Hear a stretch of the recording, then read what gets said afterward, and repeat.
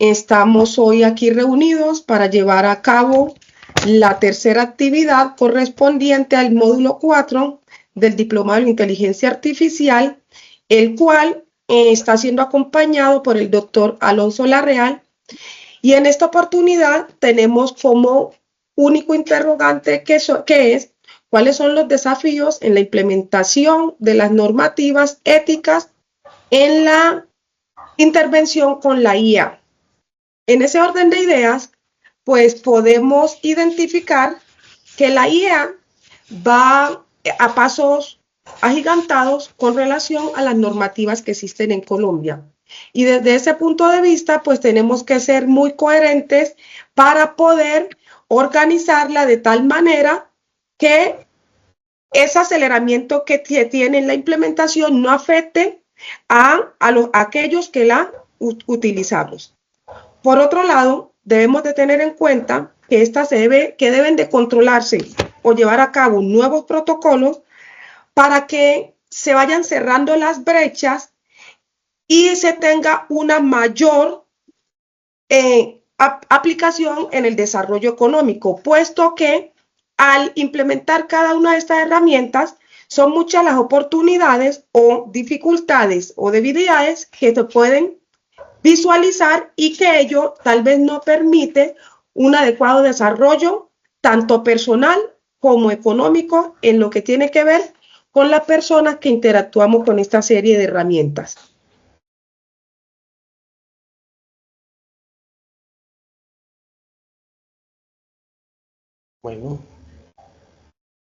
Bueno, entonces, ya mirando esta pequeña introducción, voy a mencionarles algunos desafíos en la implementación de las normativas éticas en la IA, ¿no?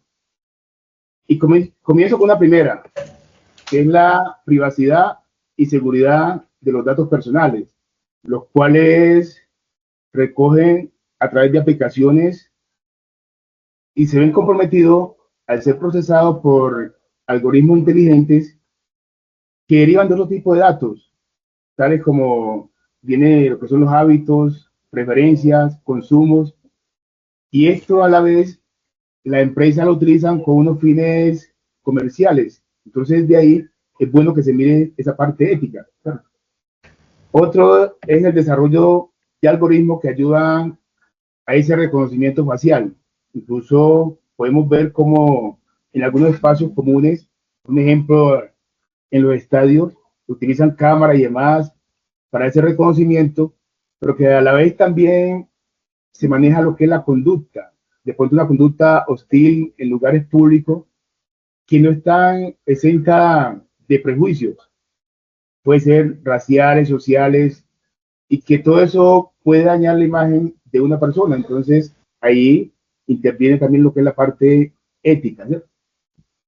Miramos otro que es el uso de drones o sistemas aéreos no tripulados que viene utilizando las personas desde lo civil y también la parte de los militares, ¿cierto? Que es muy cuestionado por, digamos, en el marco legal, que creo que ahorita podemos ampliar más, no existe como una norma que regule todo eso. Entonces, ahí queda también entredicho la parte ética y la moral al utilizar estos sistemas aéreos no tripulados. Mencionemos otro, que tiene que ver con ese reconocimiento óptico para la codificación de la parte de mensajería, paquetes que utilizan las empresas, donde, digamos, se puede ver, digamos, o establecer o hacer ese seguimiento a dónde está el paquete y demás. Entonces, también todo eso puede causar un prejuicio. Y por último, uno también muy importante que tiene que ver con el sistema financiero, la banca electrónica, ¿sí? Digamos, en lo que es la detención de esos fraudes relacionados con compras, sistema financiero que permite el uso o un manejo indebido o generalizado, digamos, para ese control sobre lo que son los gastos, que vemos que hoy en día a muchos le clonan la tarjeta, ¿cierto? aparece una cantidad de robos y demás, y todo eso, ¿quién responde? ¿Dónde está la parte ética? Hasta allí. Muy bien. Continuando entonces con los desafíos éticos, es importante tener en cuenta otros aspectos para el buen funcionamiento de la inteligencia artificial en la sociedad. Definir estándares universales y adaptables. Estos estándares precisamente deben tenerse en cuenta por la diversidad cultural, la diversidad sexual, social, económica. Toda esta diversidad hace difícil crear normativas que sean aplicables y aceptadas globalmente, pero también puede adaptarse a contextos específicos. En ese sentido de universal, adaptable, es precisamente lo que debe tenerse en cuenta para que en los contextos particulares se pueda ajustar esa normativa, que no es una normativa. Por ejemplo, si en la Unión Europea se desarrollan regulaciones, que fue uno de los ejemplos que el profe nos puso, debe tenerse en cuenta que se aplican a diferentes, pueden ser aplicables a diferentes países, pero reconociendo precisamente esos contextos para poder particularizar y tener en cuenta los aspectos fundamentales que garantice ese buen desarrollo de la IA en ese espacio. Pero algunos países con esos contextos culturales diversos, diferentes, enfrentan dificultades para adaptar estas regulaciones. ¿Por qué? Porque pueden perder su esencia, como en el caso de las regulaciones del reconocimiento como tal. Entonces, por eso es importante tener en cuenta esas particularidades que tanto las personas, los desarrolladores, como las otras personas involucradas deben participar allí con eso. Otro ejemplo es prevenir los sesgos y discriminaciones como desafío importante.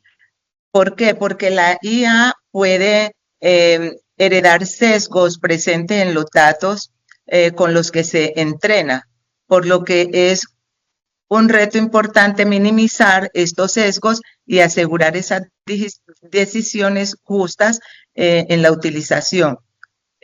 Un ejemplo preciso es un sistema de contratación automática que, debido a esos datos históricos sesgados, favorece siempre a ciertos grupos étnicos o de género, y se perpetúa precisamente esa discriminación en el proceso de selección, porque siempre va a haber más favorabilidad para unos grupos étnicos o para otro tipo de poblaciones que para otros. Entonces, esa es una de las cosas importantes que debe, pues, tenerse en cuenta para no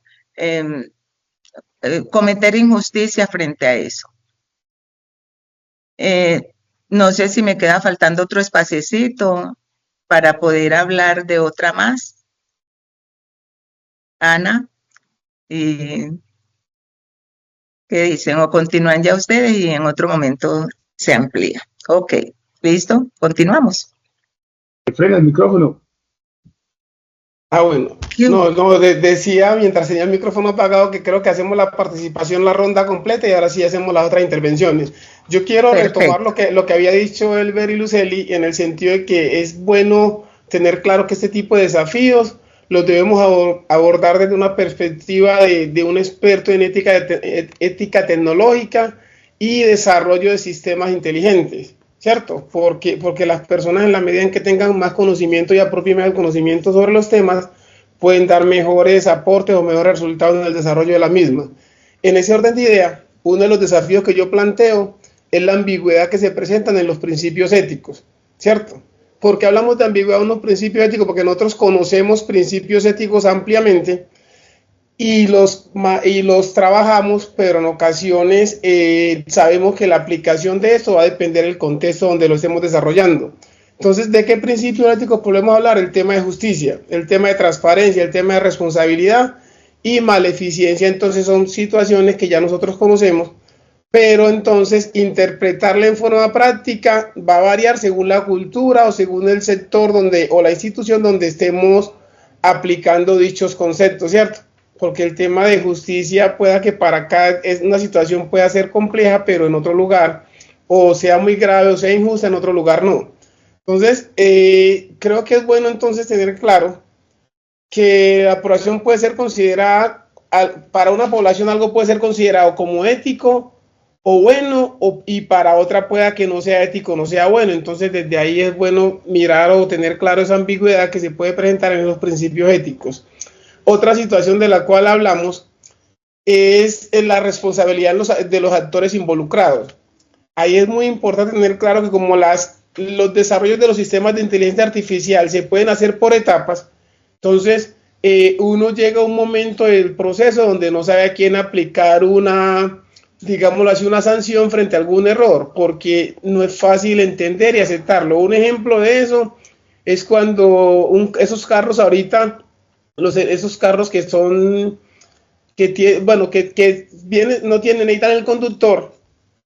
Si se llegan, los autónomos, si se llegan a estrellar, entonces entramos a cuestionarnos a quién le aplicamos entonces la responsabilidad del accidente, ¿cierto? Al desarrollador del software, del hardware,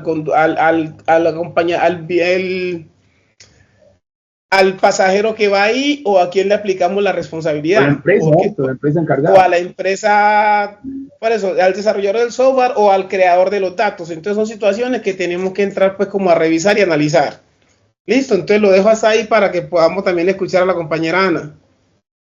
En ese orden de ideas estamos a ajustar casi que el tiempo, entonces propongo que hagamos una ronda de algo muy concluyente o una recomendación para que demos final a este encuentro. En ese orden de ideas, pues, ¿qué puedo concluir o qué puedo recomendar como esto? Que la regulación no es una prevención, o sea, realizar una regulación en cuanto a la IA no es una prevención, sino que es una forma de organización, ya que entonces no incurrimos en el hecho de desbordar a las formas de aplicabilidad de la misma, porque en la medida en que los aspectos, cualquiera que sea, ahora estamos hablando de la inteligencia artificial, pero cualquier aspecto que usted no lo regule, que no tenga unos límites, entonces la gente se va a desbordar en su aplicación y por ello va a contribuir al desmejoramiento en todos los aspectos. Cuando nos referimos exactamente a la IA, desmejoramiento en la calidad que se puede llevar a cabo con la aplicación de la misma, en la medida en que no tengamos claridad de lo que se hace y para lo que se requiere. Hasta allí, entonces le doy la palabra al siguiente.